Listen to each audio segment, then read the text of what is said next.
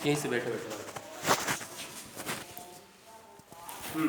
ये बिंदु दिए हैं अपन को, निम्नलिखित में से प्रत्येक के लिए क्या है के का मान ज्ञात कीजिए, और कंडीशन क्या दी है संरेख। तो ये बिंदु कैसे हैं संरेख है ना।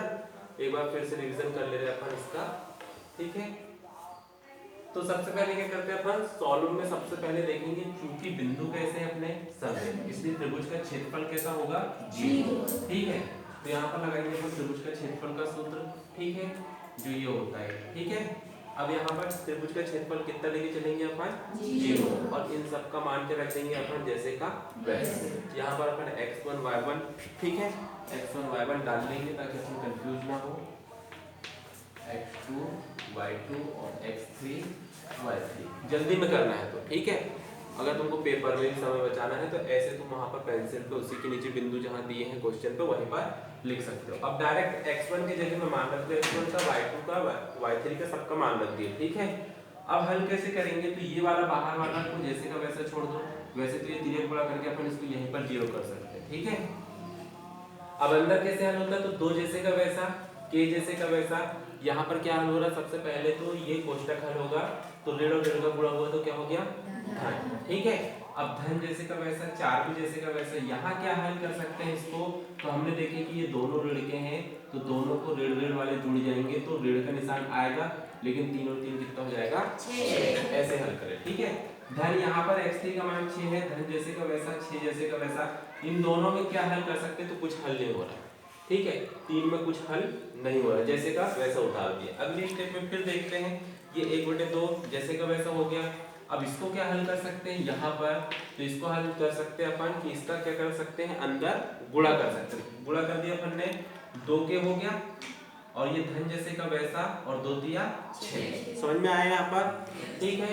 यहाँ पर धन और ऋण क्या हल हो सकता है, इसको अपन ने देखे तो धन और ऋण का जब गुणा होगा तो क्या आएगा ऋण, और 4 6 कितना हो जाएगा 24, ठीक है। ये हल हो गया ये वाला। अब यहाँ पर क्या हल कर सकते हैं, तो जैसे शुरू वाले को हल करे थे वैसे ये भी हल होगा, तो ठीक है। धन जैसे का वैसा, 6 के कितना होता है 18, ठीक है। धन और ऋण का गुणा होगा तो क्या आएगा ऋण, ठीक है। और 6 का गुणा जब k के साथ में होगा तो इसके सामने 1 माना जाता है, 6 कम 6 होके यहाँ पर 6 k हो जाएगा, ठीक है। अब आगे इनको देखते हैं, और ये पूरा हल हो गया। यहाँ पर आप कोई भी कोष्टक नहीं बचे हैं जो हल करने के, ठीक है। तो अब इसको कैसे हल करेंगे, यहाँ पर विचार करते हैं। तो भैया सबसे पहले तो धन चिन्ह इसके सामने है और धन चिन्ह इसके सामने है, तो ये दो को क्या कर दो अपन जोड़ दो, ठीक है। तो 18 और 6 क्या हुआ 24, लेकिन इसके सामने मैंने धन नहीं लिखा क्योंकि धन चिन्ह को नहीं लिखते, ठीक है। तो 18 और 6 कितना हो गया 24, ऋण 24 जैसे का वैसा, ठीक है। यहाँ पर कितना था ऋण 24, ठीक है, इसको जैसे का वैसा उतार दिया। अब ये 6 के है और ये कितना है 2 के, मगर ये ऋण का है और ये काय का है धन का। तो मैंने क्या करा कि एक धन और ऋण क्या होता है घटता है, तो 6 में से 2 घटाएंगे कितना बचेगा 4, लेकिन बड़ी संख्या का चिन्ह लगेगा क्या ठीक है, तो ऋण लगा लिए। यहाँ तक समझ में आ गया। अब क्या कर सकते हैं इन दोनों को, तो भैया अब इसको या तो जोड़ेंगे या तो घटाएंगे। तो ये धन का 24 और ये ऋण का 24, 24 में से 24 जाएगा तो क्या बचेगा कुछ नहीं, ठीक है, कट गया। 24 धन का था, 24 ऋण का था, कट गया। ऋण 4 के बचे, कितना बचा ऋण 4, और ये सामने 1/2 चलेगा, ठीक है। अब इसको कैसे हल करेंगे, तो एक स्टेप ये होती है कि 2 1 कम 2, 2 दूनी 4 करके काट दो। लेकिन हम देख रहे हैं कि कोई मतलब है ही नहीं गुणा करने से, क्योंकि ये इधर अगर जब गुणा होगा त्रिज्या गुणा 0 के साथ में, तो 2 का गुणा जब 0 के साथ होगा तो क्या हो जाएगा 0, ठीक है। इसी प्रकार आप क्या बचे यहाँ पर ऋण 4 के, और हल करेंगे तो क्या हो जाएगा ऋण 4 के का गुणा जब इसके साथ में करेंगे तो कहाँ जाएगा बटे पे, ठीक है। तो यहाँ पर क्या हो रहा है 0 के बटे में ऋण 4।